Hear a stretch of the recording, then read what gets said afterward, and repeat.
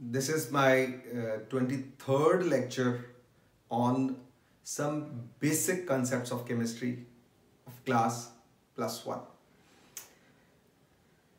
मैंने आपसे इस चैप्टर के रिगार्डिंग जितने बेसिक कॉन्सेप्ट्स हैं वो डिस्कस कर लिए हैं. अब कुछ एक लेक्चर्स में मैं इसके रिगार्डिंग प्रॉब्लम्स जो है वो आपसे शेयर करूंगा सो दैट आपका कॉन्सेप्ट जो है वो और ज़्यादा स्ट्रांग हो सके. रिमेंबर, ये फर्स्ट चैप्टर जो है ये रियली सारी केमिस्ट्री को रिप्रेजेंट करता है, इसीलिए we must spend time on this chapter. If we want to get something in life, we must do this chapter properly. So let us start with the problem. My first problem is, which is cheaper, 40% HCl at the rate of 50 paisa per kilogram or 80% sulfuric acid at the rate of 25 पैसा पर kilogram. किस purpose के लिए? To completely neutralize 7 kilogram caustic potash, which is potassium hydroxide. Gram molecular mass is 56 of KOH.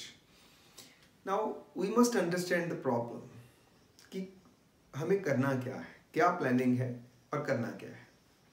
हमारी requirement ये है कि हम 7 kg पोटाशियम हाइड्रोक्साइड को न्यूट्रलाइज करना चाहते हैं. ऑब्वियसली बेस किससे न्यूट्रलाइज होगी? एसिड से, राइट. मेरे पास दो ऑप्शंस हैं, HCl है एंड सल्फ्यूरिक एसिड. मेरा सम है कि सस्ता कौन सा केस पड़ेगा. ओके, तो सस्ता पता करने के लिए हमें क्या करना होगा? हमें पहले ये पता करना पड़ेगा कि HCl कितना कंज्यूम हुआ, सल्फ्यूरिक एसिड कितना कंज्यूम हुआ. जब हम ये पता कर लेंगे कितना HCl कंज्यूम हुआ, कितना सल्फ्यूरिक एसिड कंज्यूम हुआ, हमें पर किलोग्राम का रेट दे रखा है. ठीक है, तो जितनी कंजम्पशन हुई है रेट पर किलोग्राम पता है, हम पता कर लेंगे HCl के लिए हमें कितना पैसा लगाना पड़ेगा और सल्फ्यूरिक एसिड के लिए कितना लगाना पड़ेगा. ओके, ये हमारी प्लानिंग हो रही है. अब अगली बात ये है कि मुझे करना क्या है. मुझे बेस को एसिड से रिएक्ट करना है. उसके लिए रिएक्शन क्या होगा? KOH बेस है plus HCl gives KCl plus water. Okay, इसका मतलब मुझे मोल कंसेप्ट पे आना पड़ेगा. अब मुझे क्या पता है कि केमिकल इक्वेशन आपके सामने है. KOH प्लस HCl, 1 मोल KOH है, 1 मोल HCl है. अब 1 मोल KOH का भार कितना है? Yes you know, 56 gram. 1 mole HCl का भार कितना है? बुक्स में से देख लीजिए, मैं बता देता हूँ, 36.5 ग्राम है. इसका मतलब 56 ग्राम KOH के लिए HCl कितना चाहिए? 36.5 ग्राम. 1 ग्राम KOH के लिए कितना चाहिए? 36.5 बाय 56. एंड 7000 KOH के लिए कितना HCl चाहिए वो आप पता कर लीजिए. तो यहाँ मैंने कैलकुलेशंस करके दे रखी हैं आपको. ये मेरे पास 4562.5 ग्राम HCl आ गया. This is HCl. ओके, अब इसका मतलब आई कैन सिंपली से दिस इज 4.56 kg. 4.56, ठीक है, kg. अब इसी तरह क्या मैं सल्फ्यूरिक एसिड निकाल सकता हूं? क्या इक्वेशन होगी? सल्फ्यूरिक एसिड बाइवेलेंट है, so 2 KOH plus H2SO4 gives K2SO4 plus water. कितने water? 2 water. Now see this equation, 2 KOH plus H2SO4 because this is bivalent, K2SO4 plus 2 water. So simple.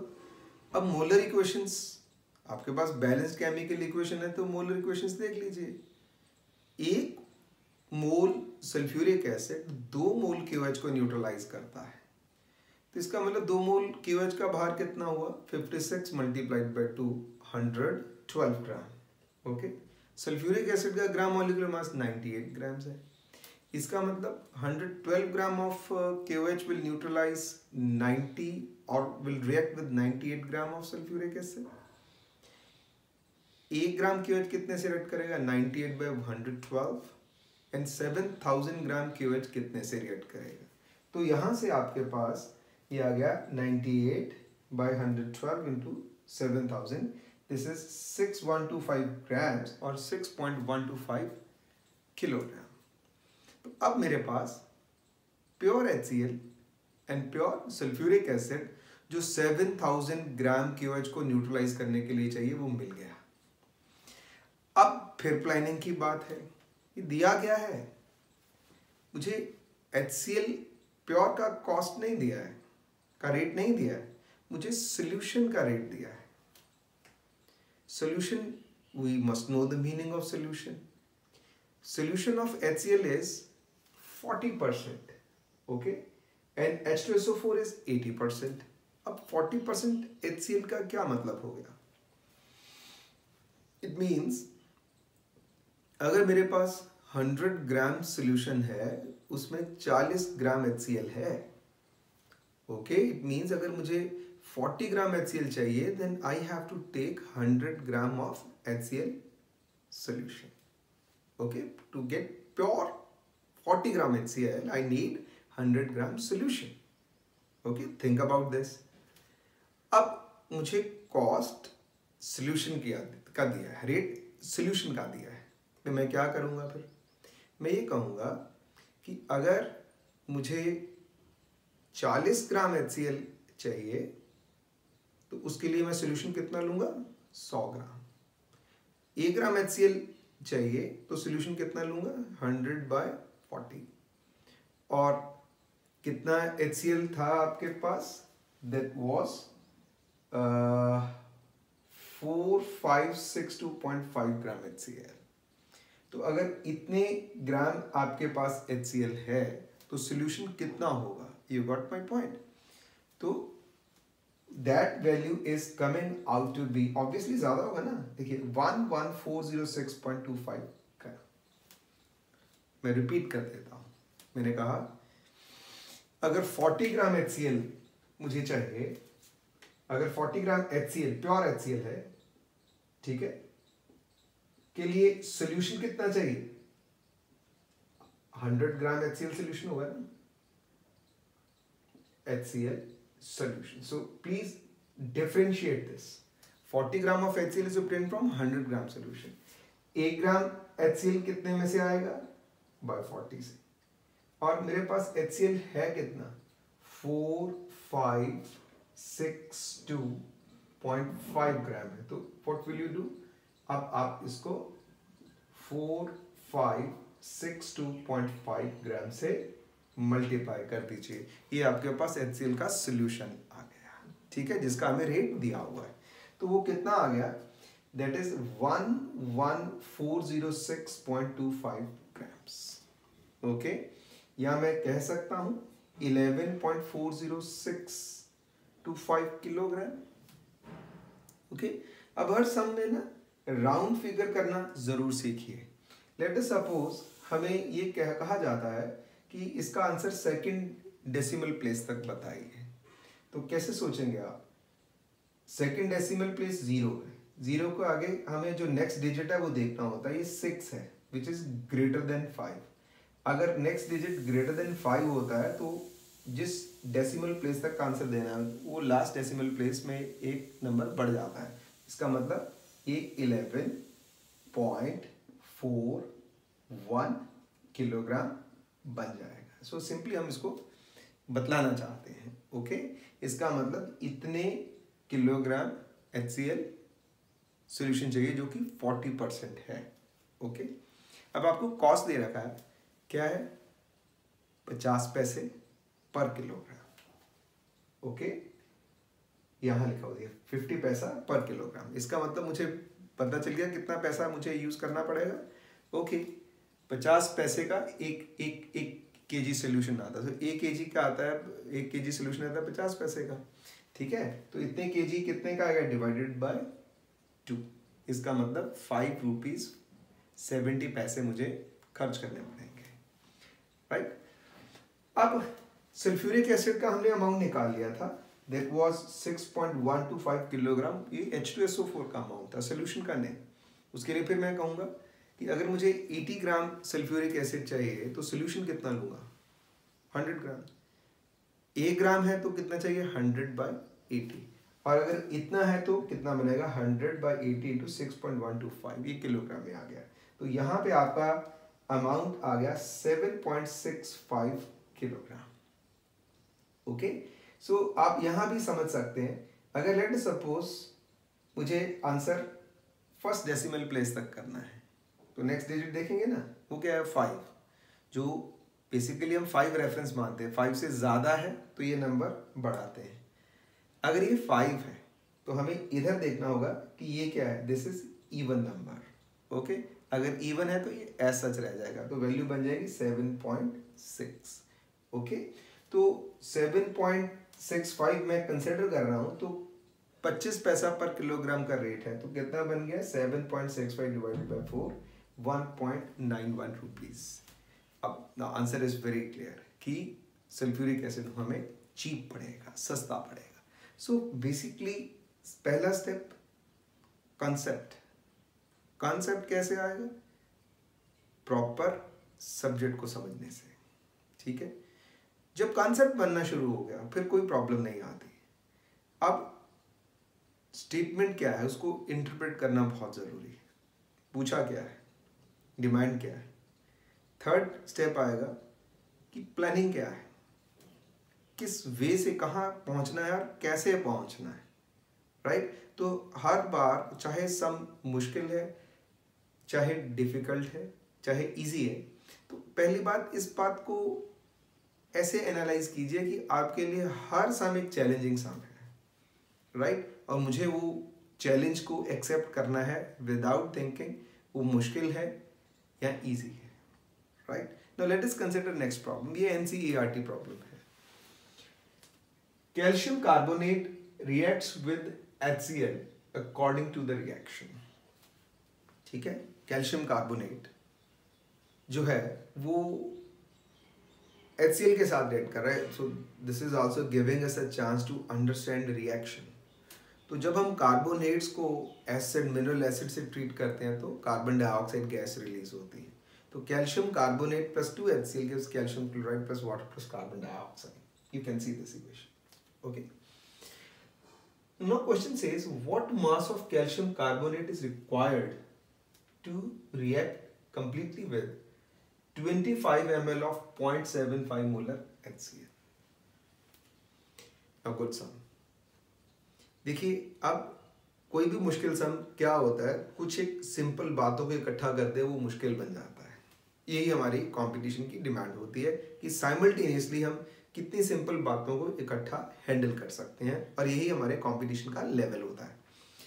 अब अगर मुझे सीधी इक्वेशन से बात करनी हो तो मुझे पता है इसके 2 मोल इसके 1 मोल से रिएक्ट करता है, राइट। सी दिस स्टोइकियोमेट्री, 2 मोल का भार हो गया इसका 73 ग्राम, इसके 1 मोल का भार है 100 ग्राम। इसका मतलब 73 ग्राम HCl रिएक्ट करता है 100 ग्राम से।